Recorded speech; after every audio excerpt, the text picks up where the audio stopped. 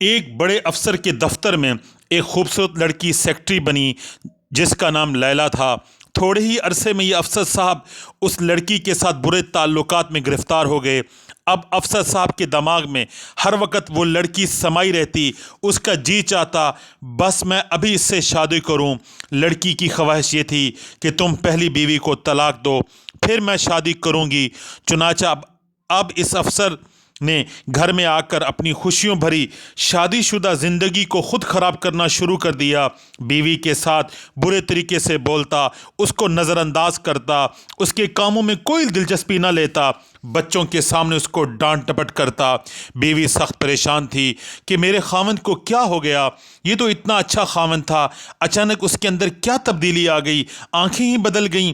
اپنی طرف سے بیوی نے ہر ممکن کوشش کی کہ اپنے خاوند کو خوش رکھے، مگر یہ بندہ تو خوش ہونا ہی نہیں چاہتا تھا۔ اس کی نیت ہی بری تھی، وہ چاہتا تھا کہ میں بیوی کو طلاق دوں، اس کے بدلے نئی خوبصورت لڑکی سے شادی رچاؤں۔ گھر کے اندر جب خوب فساد مچا تو ایک دن بیوی نے اس سے پوچھا، دیکھو ہماری زندگی کے 25 سال اتنے اچھے گزرے ہیں، اب کیا مسئلہ بن گیا؟ تو اس نے کہا، دراصل میں تمہیں طلاق دینا چاہتا ہوں اور اپنی سیکرٹری سے شادی کرنا چاہتا ہوں۔ بیوی نے پوچھا، کیوں؟ خاوند نے کہا، وہ بہت زیادہ خوبصورت ہے، کم عمر ہے، ہنسنے کھیلنے والی ہے، لہٰذا اس سے شادی کر کے میں زندگی کی خوشیاں چاہتا ہوں۔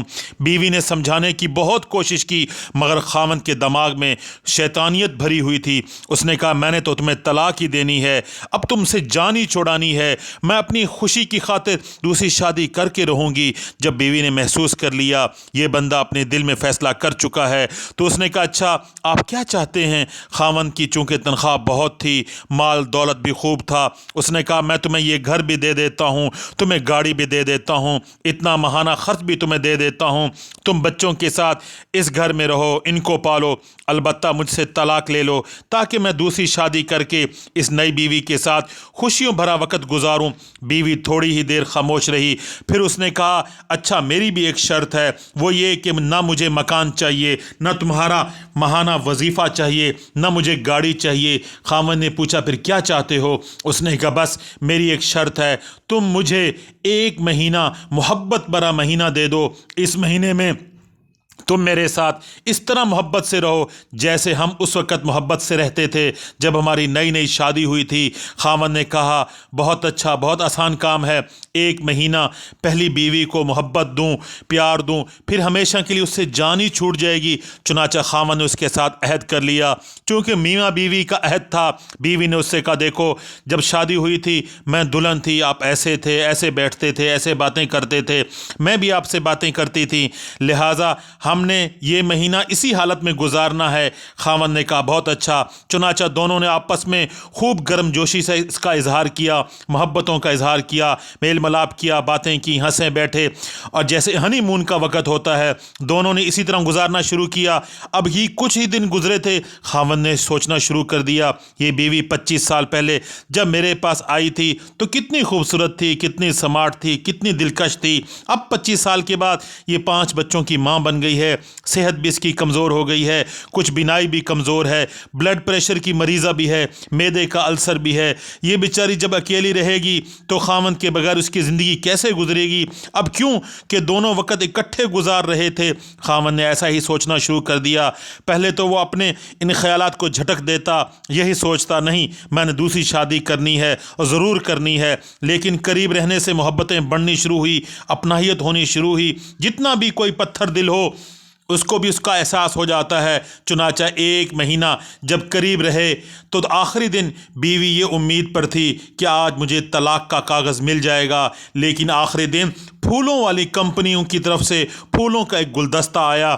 اس گلدستے پر خاوند کی طرف سے یہ پیغام لکھا ہوا تھا کہ جس طرح میں نے محبت بھرا مہینہ تمہارے ساتھ گزارا ہے، میں نے زندگی کے بقیہ دن بھی اسی طرح تمہارے ساتھ محبت سے گزاروں گا، میں دوسری شادی نہیں کروں گا۔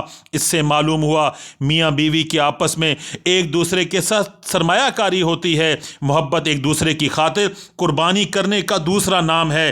اسی لیے شریعت نے मवद्दत का लफ्ज़ इस्तेमाल किया, रहमत का लफ्ज़ इस्तेमाल किया।